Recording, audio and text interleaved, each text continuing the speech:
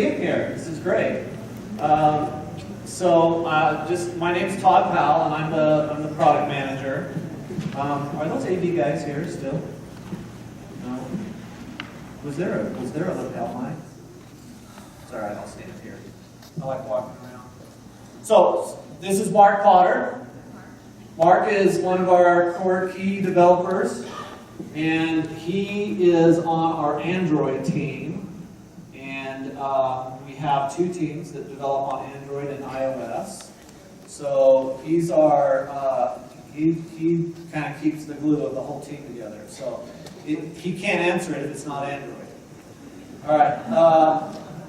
Alan, you want to stand up? This is Alan Smoot. He's a dev manager. He works on our team as well, and we love what we do. So we get to develop mobile apps for family history. How great is that? It's like the dream job, right? So we really love this. So I'm excited that you're here. Here's my email address. All right. What I usually do in these presentations is, if you want to contact me directly, go ahead. That's great.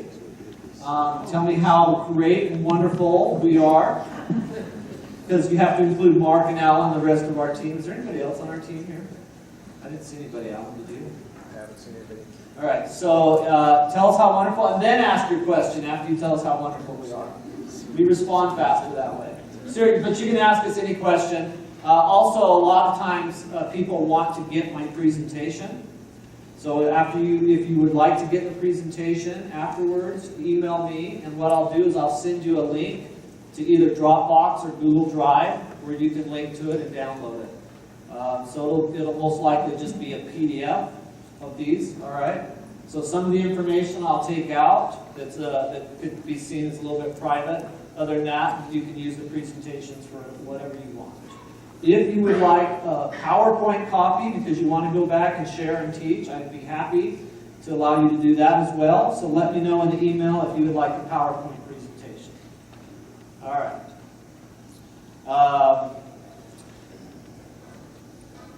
Okay, well, let's get started. All right. So part of what I do with these presentations is I do a lot of youth presentations. Okay, so that's why you have to be a youth. So you're all youth right now, right?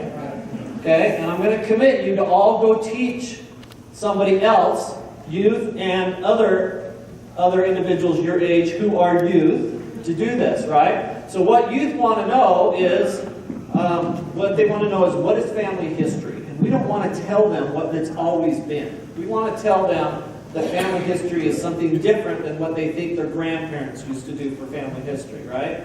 So every person has a story. This is my grandmother and my father, and that picture tells an awesome story. Look at that log. Isn't that great?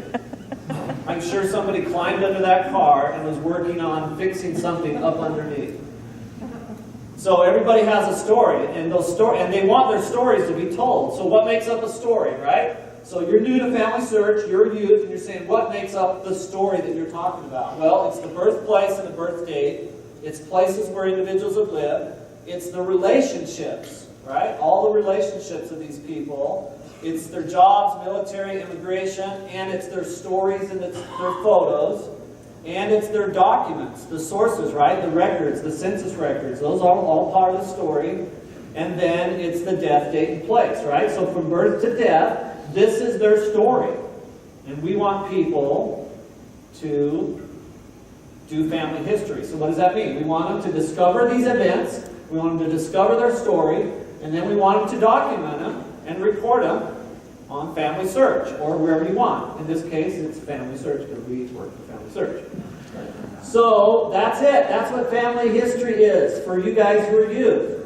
That's easy, right? We want you to find the story and then tell the story about your ancestors. So what I'm going to tell you today, and what we're going to do on the mobile app, is show you how easy on the mobile app it is to find and tell people stories. All right? And we're going to really focus on 5 main things that we call microtasks. Right? Microtask, I really have to walk around. It's hard for me to stick here. The microtask is something that you can simply do in 2 to 3 to 5, 10 minutes. and you can do it daily or you can do it weekly. So part of the teaching about family history and what I just told you is also, hey, you don't have to spend hours doing this. You can do family history 2 minutes at a time or 5 minutes at a time. These are the micro tasks that we're talking about. And you guys know that the mobile device is the best way to do these micro tasks. All right, so what are they? They're adding persons and relationships. Now, these 5 things I'm showing you are also, in the last 2 years that we've had the Tree app open, or the Tree app out, these are the most common events that people are using this app for right now. These 5 things. Adding people and relationships. And a lot of that right now, interestingly enough, is living. About 60% of the persons that are added are living individuals. So a lot of people are downloading the app in a lot of different countries all over the world, and they're doing their 4th generation. And it's awesome. And they're doing it real simple, and they're taking photos while they're doing it, and they're writing a story, and they're entering the birth dates of these living people, and it's great. All right, so view and upload memories. So one of the main things that's the simplest and easiest to do on a mobile device, right, is with photos specifically, but also stories and audio. So viewing and uploading memories, it's really, really easy to upload a photo or to upload an audio even. And it's really, really easy to view these. And it's no, how do I want to say this? It's hard on the web. Just look at lots of photos. It's easy on here because you have it everywhere you go, right? So anywhere that you are, you can just pop it open and you can start looking at your ancestors' photos and stories. And that happens thousands and thousands of times each week. And then we made it, we've tried to make it, we believe we made it fairly easy to find hints, which then lead you to records and sources. And then the next thing is to be able to update life events. Either add life events, or if you find a new source that validates a life event, then you add it. And then the 5th thing is sharing and teaching. Now, the mobile app is the best opportunity you have with Family Search and other family history apps to share and teach others. It's a lot more difficult to get somebody together around a computer in your home or in a family history center or wherever. It's really, really easy to just pull out your device and your phone and start sharing and teaching, right? Okay, so these are the 5 micro tasks that we're encouraging everybody to do. Now, here's some statistics related to these 5 tasks.